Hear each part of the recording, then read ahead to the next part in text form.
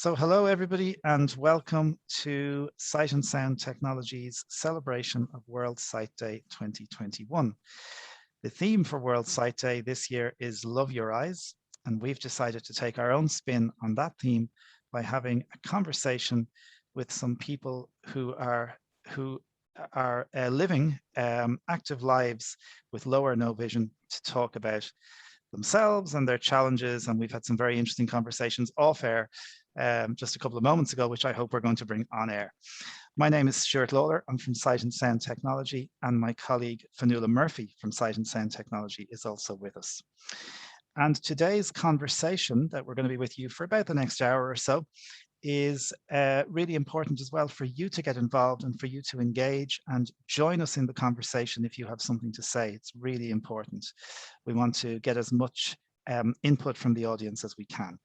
If you'd like to do that, you can raise your hand on the Zoom meeting platform by pressing Alt and Y, and Fionnuala will be watching the raised hands and we will bring you in, or you can type in the chat window by pressing Alt and H. If you're on a mobile device, those options are available on your mobile app as well as buttons.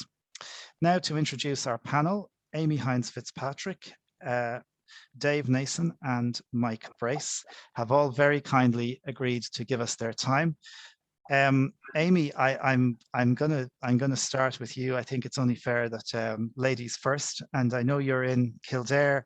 You're originally from Kerry. One of the things I suppose I wanted to maybe ask everybody, and we have some questions that we're going to, or some themes maybe that we're going to look at. But Amy, maybe we could start by asking you, when did you first realize that your vision was different to maybe that to that of the people who were in your family or your circle? Yeah, there's no kind of straightforward answer for me, Stuart. Firstly, thank you for inviting me along with such an amazing panel today. I have Stargardt's macular dystrophy. I was diagnosed with Stargardt's at the age of 11 and macular dystrophy at the age of, I think, about 26 or 27. So I suppose when I was younger, there was always certain things I couldn't see, but I didn't pay much attention to it. But one thing that stands out in my mind was when I was colouring in a picture for my communion, I was using the yellow crayon and I couldn't quite see it on the page, but I just chalked it down to bad lighting in an old country house in Kerry. But it wasn't until I was around 10 or 11 when I couldn't see the blackboard in primary school. And I had just been saying to the teacher, I can't see what it is, which is quite a confusing thing, I think, for a teacher if they've never dealt with someone with a vision impairment. Are they messing? Why can't they see it? Is it particular colours and all that kind of stuff? So I guess it was always little hints for me along the way, but it wasn't until the point of diagnosis that I started to realise, yeah, there is something here that I actually do need to do something about. Now it took me a long time to become very comfortable around my eyesight, but I suppose kind of around, my early teenage years is when I really started to notice a lot of changes as my eyesight continued to deteriorate. Okay, Dave, I'm gonna go to you and maybe ask you the same question. And I've known Dave for a number of years, and I know you've been kind of going through that sight loss journey for a while. But when did it first maybe kick in for yourself? Similar to Amy in a way that it's not. There's no black and white kind of, line. There's no line there where I can say that day was when I realized it, because it was when I was very young, like in 4 or 5 years old, I got glasses because, I wasn't able to read the blackboard and that kind of thing. And when I was young, I probably really just thought I had kind of very short-sighted or whatever. But, it was a little bit later when I was a teenager that I started to realize actually my bad eyesight is very different to the bad eyesight, the other people wearing glasses and things, that I'm actually in a different category altogether.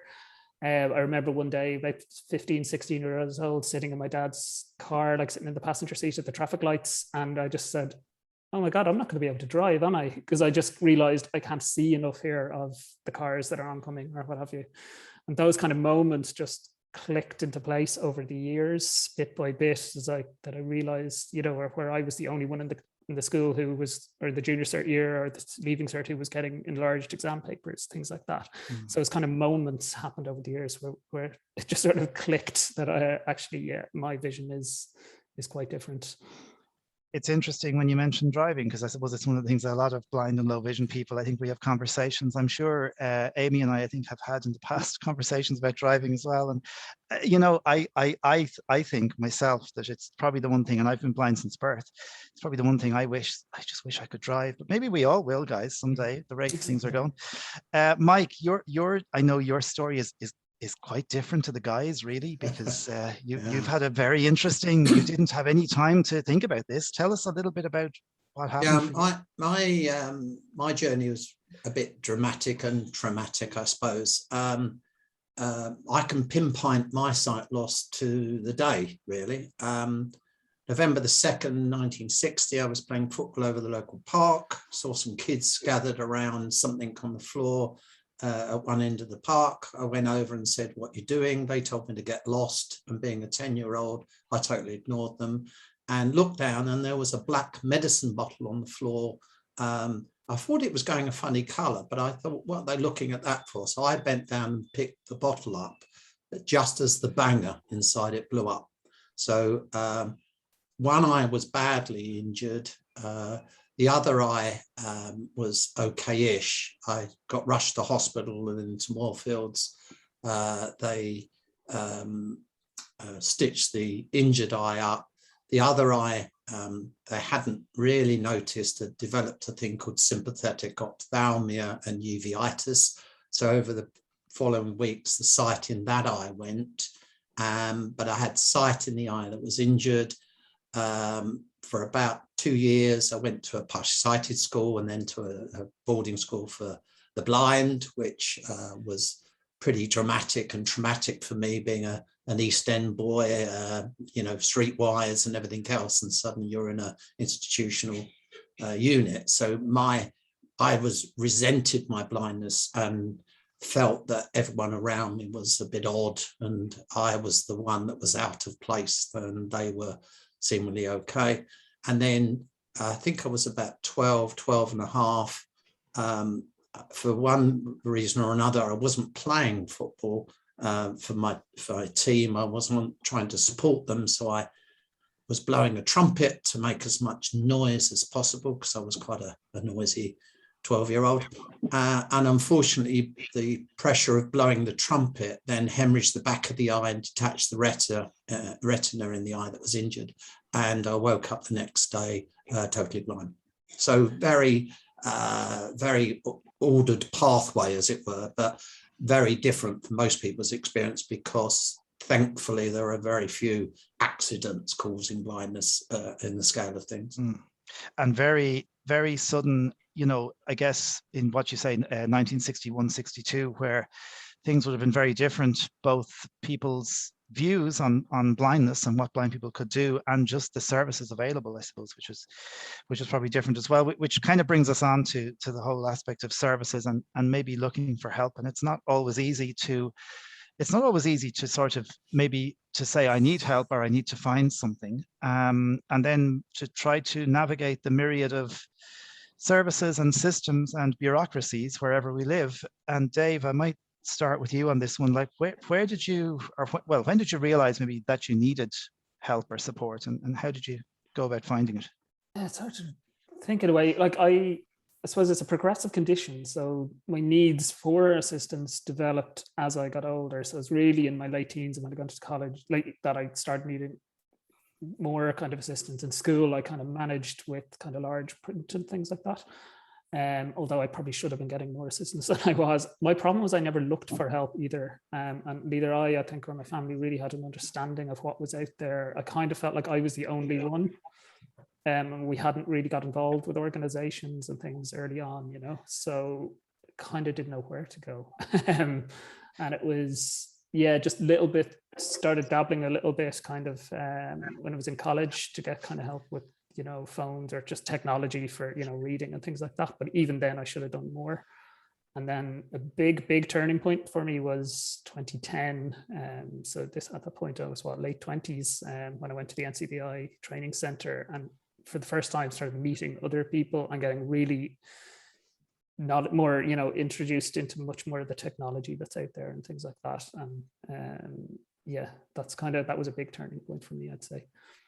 And it's funny, Dave, you kind of make a good point, because lots of people talk about that importance of peer support, and I've heard this lots of times in my previous life as well, working life, and people say you can't underestimate. Yes, you can meet all the professionals and learn all the bits and pieces and the mobility and all the other things that are really important, but actually sitting with people, having a coffee, and someone says, "Oh, how do you do that on your phone?" and someone else has the answer.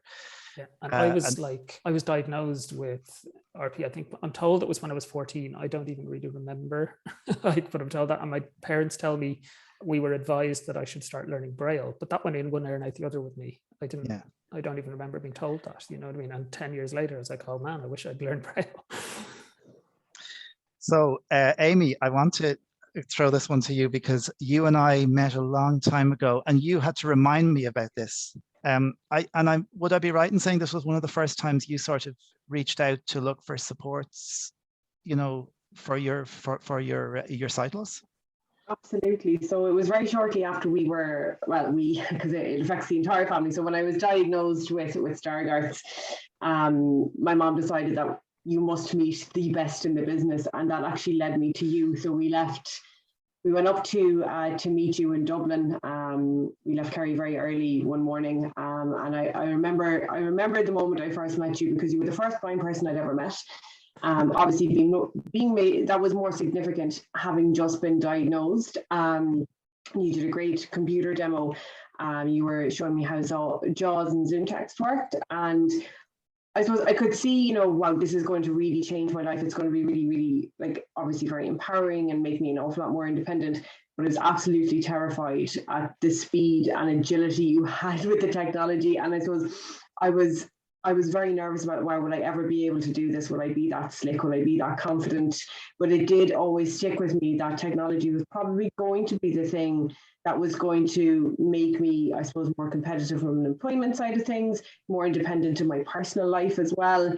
And I slowly started to get a little bit better using technologies. I'm obsessed with Zoom text. It's just, to me, the most amazing platform. My eyesight is getting worse, so at some stage I would probably have to switch over to JAWS. That's not anytime soon though. But I do remember the first time I got a talking phone. It was, I think, O2 in Ireland, with the first phone company to bring them in, and it was this giant blue phone with a circular button in the middle, and it spoke really, really loud. And I just remember thinking, wow, this is so great, because I can actually send and read messages by myself now. And it seems like a very simple thing to say, but I was at the point where I just couldn't do that. I couldn't have privacy in my communications, and that really made a massive difference to me. And as time goes on, I discover new technologies, and I suppose what I've always found is how you use the technology. You have to put a lot into it to get the most out of it. And as you're saying there, chatting to other people and seeing how they're using different devices, that's how I've been able to, I suppose, become more independent moving forward. But yes, you were the first person I ever met, Stuart, who was blind, and a tech demo, and it was amazing. It really was, and it was a thing that did kind of change my perspective in terms of how I was going to move forward now as someone with a vision impairment. So thank you for that. You could have met a lot better people, but anyway, I appreciate that. I mean, it's interesting you mentioned phones and mobile phones, and I think many of us will remember sending our first text on a talking phone, because it was kind of revolutionary at the time. Mike, I suppose maybe you weren't looking for support directly. Maybe your parents were looking for support on your behalf at the time, because everyone was plunged into this sudden change. You were going to boarding school. Was there other things that were kind of happening for you where you were getting help? I mean, it does sound almost Dickensian when I think about my experiences, because firstly, I did resent going blind. I didn't particularly have a hang up, but I didn't really want much assistance, because basically I wasn't necessarily accepting in the early days that I'd lost my sight. So and in those days, really there was virtually nothing around. The home teacher who did some basic stuff. I went to a boarding school, and the big thing for me was the difference between being in a specialist provision at a boarding school, home for weekends, and then the total separation of your life at home and the life at school.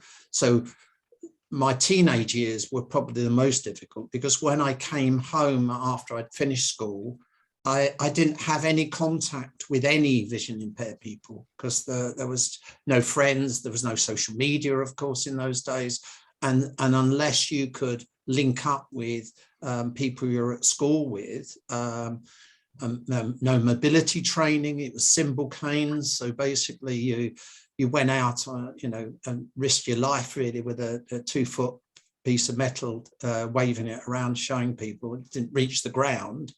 I remember vividly when in those historical days, they brought in platform shoes, and my stick was even further off the ground, because basically I was 3 inches higher, and that took a bit of adjustment.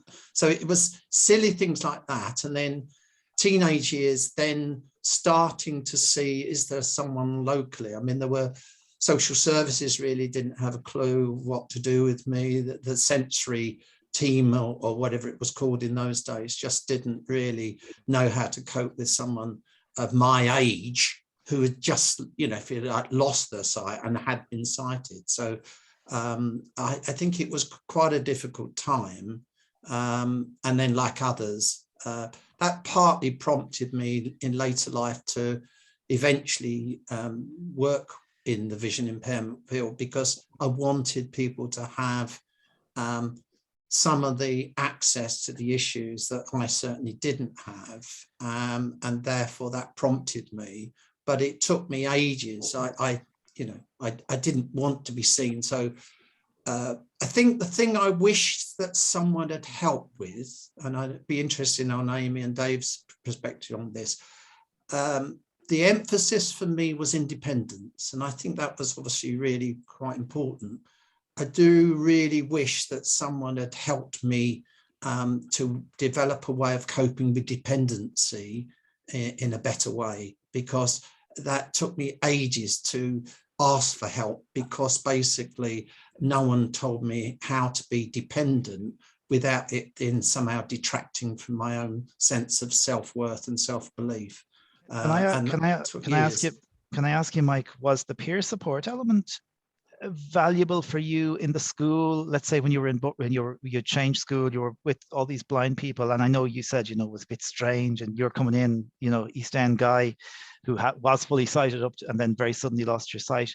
Did you use those peer support networks? Oh yeah, because it was almost the competition at that age. It was, if someone then had a new piece of kit or tech or way of doing something, then if it worked, then I wanted to do that as well. Or doing sport, if they could do, sport was the big crutch that I lent on. I was a very sporty youngster, and when I lost my sight, sport became the crutch to lean on. And that gave me a spur, because I saw these other kids. My first day at school, at the blind school, I thought, oh, this is really a rubbish place and I won't do anything. And I remember getting flattened by a guy, a totally blind guy on a go-kart.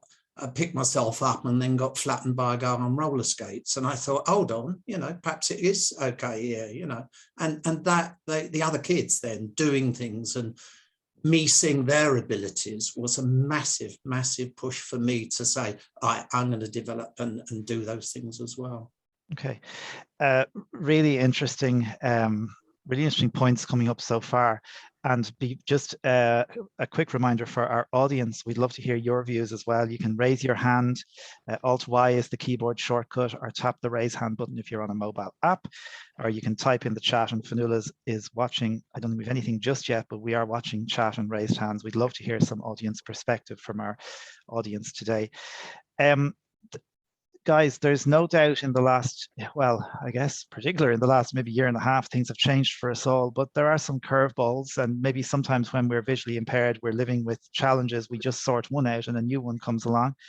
And this was one of Fionnuala's questions actually, and it kind of got me thinking, and I might share my own in a little while, but Amy, let's start with you on this. What has thrown you a curveball in the last maybe couple of years that has made you have to maybe rethink or relearn something or readjust? That's a good question. Thanks for picking on me first, Stuart. Ladies first, Amy. Ladies first. To jump back to, I suppose, what Mike was touching on there, that kind of dependence and help piece, that's something that I've always really struggled with. That finding that balance between asking for help and being seen as someone that should be pitied. And I think that's just a natural thing that people go through, because when you lose your sight, there's so much in terms of independence, technology skills, all the things you have to learn, the practical things, that sometimes we struggle to actually sit down and look at ourselves and have a conversation with ourselves around what does it actually mean to be blind. And that's probably what I struggle with, I suppose, in the last couple of years. So I've moved career direction significantly in the last number of years, which has been brilliant, and I've absolutely loved it. And I'm so grateful to work where I am working. It's an incredibly inclusive employer, but with that change comes, a different kind of lifestyle, different ways of getting to offices, different working hours, different formats and that kind of stuff, in particular with what we've all been through in the last 18 months. And it appears to be coming to an end now, but the transition back to reality, I'm trying not to use the phrase the new normal, but the transition back to, things like working in an office or having hybrid working and that kind of stuff, that's something that's kind of thrown a bit of a curveball at me, because, having to be an extra bit mobile means that my equipment needs to change a little bit in terms of having lighter weight laptops, making sure I have a monitor in my home and work office as well.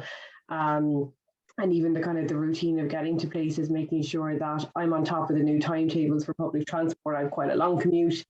So that's been something, but that asking for help piece has had to underpin everything in the last 18 months, which has been so much fun as someone who struggles with that.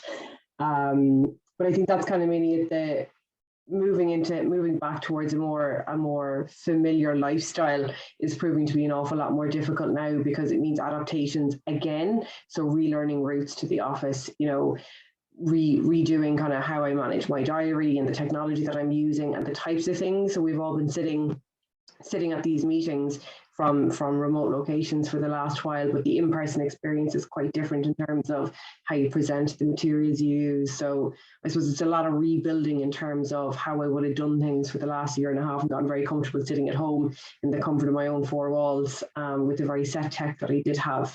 I'm going to stop there because I'm conscious that I'm kind of rambling now into a philosophical territory, but no, it's an interesting point you make. And actually, I have found, I would agree with you about the whole thing, because there's a certain, we all say, I'm fine, I'm absolutely fine, I've been doing this for years, I don't need to ask for help. But I actually found, in particular in the first lockdown, people I didn't know living around here in the building, some people, neighbors that see you and say, are you okay for anything? And it's actually really nice, almost nice ways to get to talk to people during COVID.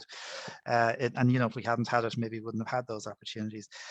Dave, what's thrown you a curveball, or anything that's made you have to rethink or reset? I'm equally struggling with this question, but because it's funny, what I would say there is I'm being reintroduced to old anxieties about, I like to be sociable, but equally I slightly dread kind of getting the bus into town on a Saturday night and having, the whole rigmarole of getting around town and bars and things like that. And I'm kind of like, oh God, there's a part of you that's like, oh God, this Zoom meeting stuff has actually had something positive to it. And now it's kind of readapting back into, doing things in person is definitely, that itself, it's brilliant, but it's also terrifying, to be honest.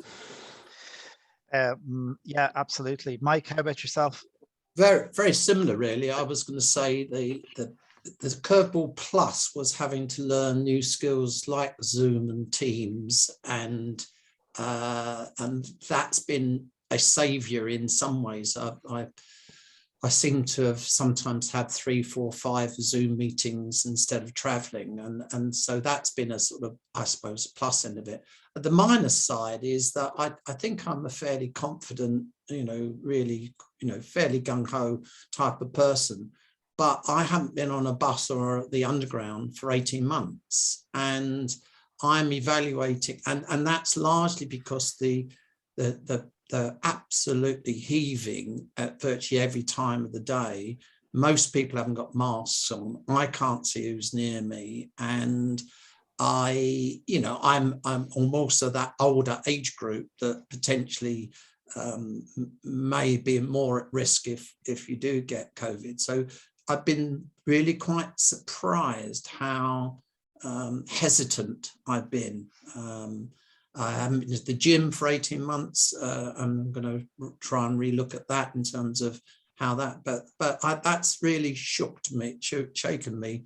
And a silly one, which was really quite interesting. I do a lot of after dinner speaking and usually going out to various groups and stuff. And I've managed to then get a few bookings now to do ones online. And what I've suddenly realized is that it's really, really difficult not being able to see the audience, but also not being able to hear them either. Yeah. And that's really affected my timing or how you deliver things and stuff like that. And that's been quite a shock because, you know, I did a lot of stuff over the years and suddenly you're almost having to relearn a different skill to deliver things and hope that someone's listening and reacting in some way. You're so right. And even when you can't see, you can pick up the vibe in the room, right? Yes, yes, yeah. So I just wanted to throw, if you guys don't mind, because I thought this was a really interesting question from Fanula. So it kind of made me think a little bit as well. And I think for me, the one thing that's thrown me a bit of a curveball, and again, going back to COVID, is just mobility. And it's the just not having been out and about as much near people.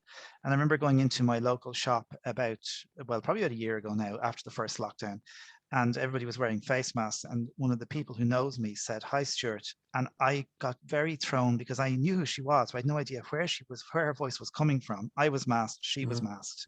And the audio around me was different. And I really almost felt I had gone backwards in terms of my, maybe not confidence, but maybe my comfort level doing this stuff. And I said, this is easy stuff going into a shop normally. So I think that's what, for me, and I just thought I was curious to hear what you guys would say on that. But I think mobility and just us becoming, not so much that we don't want to go out, but just feeling safe and feeling able, and that sound around you changes, I think. Yeah, very much so. With masks. But guys, there have been so many innovations that we've all seen. Many have helped us immeasurably, probably. And we were curious to know what one innovation has really has changed your life, I suppose, for the better. And maybe significantly changed your life or made life easier for you. And let's start. Mike, we haven't started with you on any of these questions yet. So let's start with you on this one. There's been so many. I think technology is an easy one to probably prompt with, but not necessarily for the normal reasons. 2 or 3 things. One real massive moment for me a few years ago was to be able to read a newspaper on the day of publication. You know, for years it's been talking newspapers and weekly or monthly summaries, and to be able to open a paper up and read, you know, whatever it is on the day of publication and be able to search through the city pages or whatever you want, the sport or whatever, I think for me was just an amazing experience. And I think the other thing, when I was working, I eventually got promoted and became a manager, and we then, this was in social work, and I remember eventually we became computerized. And one of the things as a manager I had to do was to supervise and look at other people's work or reports or whatever. And up until the moment where we got a computer file where they could do a report on a visit or whatever, up until that moment, I'd never been able to read it. And therefore, that was unbelievably important, because I then felt I was a proper manager because I could do it all. I didn't have to have a reader to come in and read the reviews or whatever. And the third thing, if I can just go on, I wrote a couple of books, and I wrote one book in the 1980s, and I'd never, ever been able to read it in Braille for myself.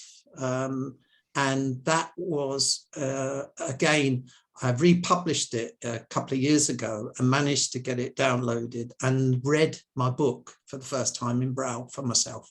And Whereas before, when I typed it, I had to get someone over the road to read it through and do the corrections and send it through. So I'd never physically read my own book other than on an audio tape. And so again, those three little innovations for me were huge. Yeah, fantastic.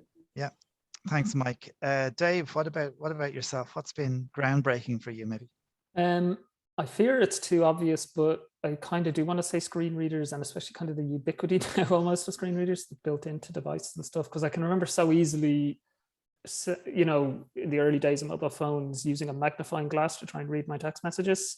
And then suddenly Talks came along. I think it was yourself actually last year who pointed me towards, you know, going to Vodafone and ask for this phone. And suddenly, like, that's life changing. Like, and same, I was working in Dell computers and I was using Zoom text and I was kind of trying to type and trying to read my stuff, and my productivity levels just were going down and down and down. And, you know, it really was affecting my ability to work. And then after I left there, discovering screen readers on the desktop, it just completely changed everything for me in terms of my ability to do my job, to, you know what I mean, to have a job and to manage. Like, it was, I can't overstate the difference that made to my ability, to my productivity. So yeah, that would be the one for me.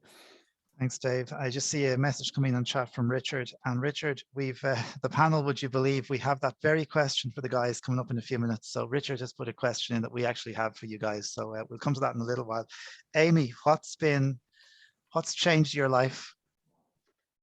This is quite a lot of choose from. I just want to say I love the way how Mike just casually drops in that he's an author. Mike is lots of things. Well, we might go into that though, Stuart. I think for me, I mean, definitely agree with all those things in terms of like the accessible books and you know, screen readers and stuff like that. The thing that I love the most, and it is stuck to my hand at all times, is my phone. So for a long time I would only ever use iOS, or I would only use Android, and I would not use iOS, but I now use both. So one for work, one for personal life. And I just love it because the accessibility is built in. It's not like you have to go and download an extra piece of software, which was the case years ago.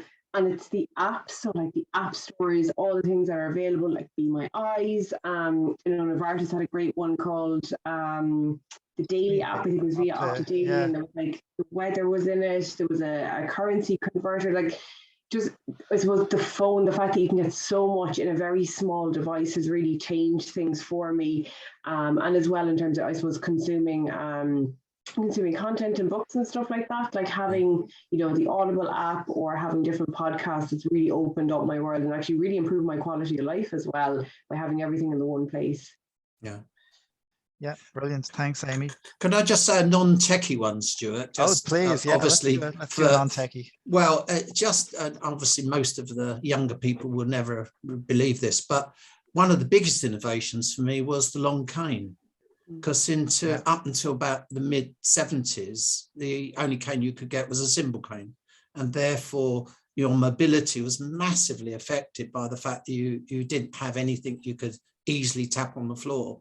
And therefore the long cane innovation, with then eventually someone showing you how to use it, although I never managed to get anyone to show me how to use it. But that was just so life-changing in terms of both safety, but also your personal mobility. Yeah, and I suppose the whole thing of having somebody showing you how to use it, did you guys, like in school then, when you were in school, were people just sort of tapping these things as they're moving around? In long canes weren't there in school, so you just used the symbol canes, and basically you did an initiative test, and you had to pass all 6. And all the initiative test was, you know, to go up to the local, get on a bus or a train, and just using your symbol cane. So it was quite a big initiative because it was fraught with all sorts of problems. And then obviously it was local authorities down to try and teach long cane. At one stage, you couldn't buy a long cane at the RNOB shop because basically you had to show that you'd been trained at school or whatever. But I got around that. How was this is a kind of an extension of the question we've just had, but I'm just, as I'm thinking, how was the transition for you guys from the older mobile phones, the tactile phones with buttons to touchscreen. Because Dave, and I might start with you on this one, but I remember talking to you about the iPhone. I think because you had an iPhone before I had one, and then at the NCBI, I remember meeting you, and then you were talking to me about the iPhone. And do you think that transition was easier for you because maybe you had vision, or you probably had some vision at the time? Was it tough, or was it okay? I found it great, and I almost feel bad saying that because I hear people who struggle and who still struggle with kind of how do I use this piece of glass. But I suppose, yeah, having that some vision meant I could see, even if I couldn't read what was written on those icons or written on those messages, I could see where things were. I had the concept very clearly in my head of what was going on. So I kind of took to it really, really easily, to be honest, which I'm very fortunate to be able to say. Yeah, so I loved it. And like Amy alluded to, like the amount of things you could do with it, like it just expanded my world. It was amazing. Yeah. Mike, was the mobile switch over? Because a lot of people cite that as a big thing, switching to a device that, as you say, as saying a flat piece of glass, as Dave says. Was that a big thing for you? It was traumatic, and my technology journey over the last 40 years has been exactly that. As soon as you feel comfortable with a piece of tech, it changes and someone else comes up with something else. So, with computers, with DOS, and then Windows, and then phones, getting used to talks on a phone, and then suddenly you're being asked, and of course, I think age does link into that. So, suddenly if you're in your 50s and 60s trying new technology, then that is quite a challenge. But as the others have said, it has been it's meaning that you've got the same level of communication as everyone else. So the whole inclusion bit of being able to text or get your emails or go into an app or go onto Safari or whatever means that you've got some sort of inclusive technology mobility. So it was worth the effort. But I'd be lying if I said I didn't struggle for quite a while to tackle it. I think having had sight, then I think at least I could, if you like, visualize a keyboard and things like that. And having been a typist, I could visualize a QWERTY keyboard or whatever. And then when I got my Braille thing able to link in with it, then I think that was the key, being able to use a Braille access device with it. That really did help even more. Yeah, I think that for me was a bit of a eureka moment with touchscreen technology when I realized to connect Braille to it that it wouldn't take me half an hour to type a quick text, because I did definitely struggle with that. Amy, was the whole touchscreen experience okay for you?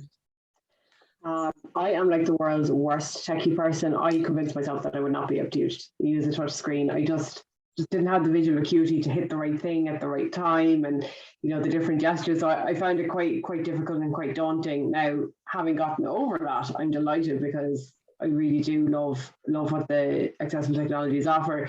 But I do remember thinking, God, I'll never be able to do this. I had a small silver phone at the time. I can't even remember the brand. I just remember looking at it going, why do I have to get rid of this? But yeah, it was a difficult transition for me. But, it's like anything. The more you put into it, the more you get out of it, really, isn't it? Absolutely. Yeah. Okay, we are sort of nearing the end of our questions of our discussion, but I do want to encourage any questions from the audience. Again, you can raise your hand with Alt and Y. You can type in the chat. We're monitoring raised hands and chat. We'd love to hear from any of our participants who are at the event today, if there's anything you'd like to say, or your experiences of any of the topics we've covered, or indeed anything else. But we did want to put a final question, I suppose, to each of our panelists. And this same question was put in the chat by Richard. So thank you, Richard. And guys, we've sort of touched on quite a few things, and we've talked a lot about, I suppose, coming to terms with sight loss and curveballs and all these other things. But what we want to know is, what advice would you give your 18-year-old self? It's often an interesting question when, those of us are thinking back maybe many years in some cases. Dave, we might pick on you to start this one. What would you say to your 18-year-old self? I suppose I'd sum it up as own it. So it's all that stuff we talked about, coming to terms with this, being accepting your vision for what it is, accepting help, or learning about how to ask for help, all that stuff around. Yeah, just, I always, worried, I wanted to fit in, that typical kind of thing. Not wanting to stand out and be different, or be, worrying about stereotypes of what a blind person can and can't do. All that stuff that meant I hid my visual impairment for a long time as much as I could. I didn't use the technologies or the help that was there to the extent that I could. And I'm still not all the way there, by the way. You know what I mean? I don't claim to be the finished article now either, but it would very much be to just own it that bit more. If I'd even if I didn't need a long cane, then maybe a symbol cane at an earlier age, and would have helped me with those social connections in college. Whereas I thought it would hinder me, I now know it would have massively helped me to be doing that and to be introducing myself to people as being visually impaired from the start, and using those technologies more openly and not feeling embarrassed about them. All these silly things that I feel now are silly things, but they're all kind of understandable for a young person to come to terms with something. Yeah, absolutely. So I suppose nobody wants to look different or come across as different in situations where, you want to fit in. Yeah, I really struggled with that. And now I'll kind of walk into the room and, day one, I'm like, hi, everyone, I'm visually impaired. Hey, check out this cool thing I have. You know what I mean? I've tried to kind of almost go the opposite way. And it's because I met certain people along the way as well as meeting other visually impaired people, meeting one or two people just in work and things like that who were so brilliant at kind of giving me those little pushes along the way as well. Made a massive difference. So I would definitely, that's kind of what I'd encourage my former self to do. Your former self. Okay. Great thoughts there, and great advice. Amy, what would you tell 18-year-old Amy who's out every night and having a great time? I thought we weren't going to talk about college. Look, it's very similar to what's been said, but I suppose the thing that probably would have meant the most to me is if someone had to turn around and said, it gets better. And it's that piece around the kind of emotional support and tapping into being able to ask for help and that kind of stuff, that the supports are there. There are great leaders, great people who are owning it and living it and have achieved great things. That would have been really important to me. And I suppose the thing that I would say to my younger self or to younger people is just to be kind to yourself. When you lose your sight and when you continue to lose your sight, it's really difficult and it can be quite traumatizing. But no one expects you to be the world's most perfect blind person overnight. We all have to learn at our own rate and our own pace and find our comfort levels. So I think, if someone had said, calm down, it's going to get better, just be a little bit kinder to yourself, it would have made all the difference to how I've led the last 10 or 12 years of my life. I think that being kind is really, it's really kind of strong, isn't it? It's like, be kind, give yourself space, give yourself a break, it's really important. Mike, this 18-year-old guy who's saying, this boarding school, it's all rubbish, I hate it. What would you say? What would you say to yourself? I would say be more challenging and have a better sense of self-belief. I think for me, challenging what my abilities was really important to me and helped me get through, rather than, most of us get people around you. If people around you keep saying, well, you'll never be able to do this, you start to believe it. And therefore I would start to challenge those perceptions and get people to see your ability, not your disability. But you've got to understand your ability and challenge that and develop that yourself, before you can then honestly throw the gauntlet down to other people. And that comes from believing that you've got abilities, you're a person that has a disability, and the person comes first, not the disability. Just as maybe a sort of an add-on question, I'm sure for all three of you, family support was key as well in getting you to where you are today. We often talk about, when we sort of where we've been today, thanks to our family, thanks to people around us who were there, and in probably some very difficult times for everybody, because it can be as hard on the family, I think, Amy, I think you made that point at the start when you said we, so it was a family thing. It wasn't just you. Yeah, it is a family thing. And I know, like, where I work, we support children's sight loss agencies. They're the charities we want to work with. And it's because I know that it is the entire family. And Mike, you made such a great point there. The people that you surround yourself with, and it's not just about being visually impaired or having a disability, but the people around you, if they foster negativity or encourage it, or, are constantly, I suppose, fearful of doing things or challenging themselves or others, that will seep into how you look at the world and how you behave yourself. And that's really important. So a lot of us have been very lucky to have great families around us. My parents are absolutely incredible. They insisted I met the best, and I met you, Stuart, and that paid off threefold. And at every touch point in my life, they made sure that, there are no limits. There are no limits. This label is not going to stop you from achieving what you want to achieve. Now, it took me a while to figure out what that was, but the fact that there was no boundaries put around me made such a big difference in my life and my perspective and how I communicated and worked with other people. And I think that's really, really important to, suppose, recognize and thank everyone that has been there, especially family members, because it is that piece that affects the whole family, from simple things like how you go on holidays to the different choices you make in your household. But definitely being aware of who's around you and how that's going to impact your life and other people as well is really important. Yeah, I clearly gave Amy €50 before the start of the session, and she's saying all this. Dave, family important in your life and in your journey? Massively, like, always been so supportive, always been like there to kind of help when I needed, or to support where I need a bit of extra support. But never in my life did my parents ever make me feel like they had lower ambitions for me than they had for my brother and sister in terms of what we could achieve in our life or be happy or all that. They very much treat me as an equal in that sense, and always been supportive of my brother and sister, amazing as well. But you're right as well that they're going, when I was going through kind of almost a process of coming to terms with my eyesight, so were they. It was hard for them to hear that, Dave's going to lose his sight slowly but surely over his life. You know what I mean? So it's being kind to them as well, and trying to remember that they're going through it as well. Yeah, and everybody goes through it in a different way, I suppose. And the person experiencing it and the people around the people who are trying to support them as well. Mike, your parents, I suppose, again, were thrown into this maybe a little more suddenly than the rest of the guys. Yeah, I think my experience, in fact, was subtly different, I think, because of the way I went blind. My mum was fantastic. I had mentioned about the sense of challenge. It was her that was saying, people said, oh, well, people like you will do this. And she would say, well, why? What's the evidence for that statement? So she was a real battler and shocked a lot of people at the RNLB and various other places when she said, no, I don't agree, or I don't accept just what you're saying, where I should go to be educated, etc. But I think my experience was subtly different in that I'd gone blind, and then suddenly you're not around in the family for massive chunks of the time.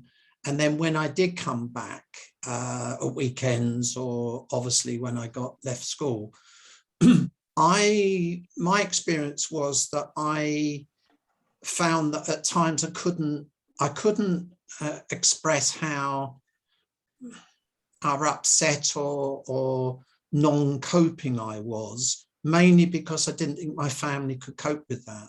They wanted an image of me coping and being able that made them feel better. And so I complied with that. Very often I would not show despair or how upset or anxious I was, or as a 15-year-old, going through puberty, thinking, well, I never ever get a girlfriend, I can't drive a car, etc. All I've got to attract a girl is a white stick, and that's not going to win me many favors. So I think that was slightly different.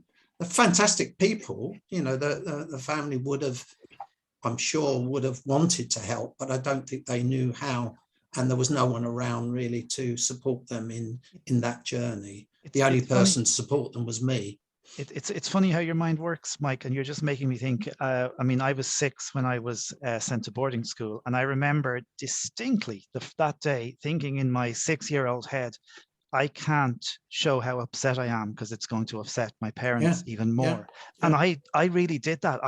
That was my thought process. Yeah. And I'm almost getting upset thinking about it. So we should finish this discussion. Guys, we really could talk. We could talk for so long more. And we've only scratched the surface, but I want to thank you so much. I want to thank the three of you for a really honest and open 40, 50 or so minutes. And I think, Fionnuala, we had one or two things coming in and chat there. Just Richard, excuse me, commenting again there, own it, don't be too hard on yourself, believe in your abilities, focus on you and not the disability. So just echoing, I think, what everyone has said there. Yeah. There, absolutely, and great words. Thank you, Richard. Yeah, thanks. Dave, Mike, and Amy, thank you so much, the three of you. You've been really fantastic. We appreciate your time, but I think more importantly, we appreciate all that you have shared with us over the last 50 or so minutes. And happy World Sight Day to the three of you and to everybody else who's joined our session today. Thank you to everybody for coming along, having your lunch with us and our panelists. We do appreciate it, and we'll be back again soon. Have a great rest of World Sight Day. Lots of information on World Sight Day all over the web. And remember, keep in touch at sightandsound.co.uk on the website, and our social media, Twitter and Facebook here in Ireland and in the UK. From Fionnuala and myself, Sight and Sound, take care, and thank you for joining us today.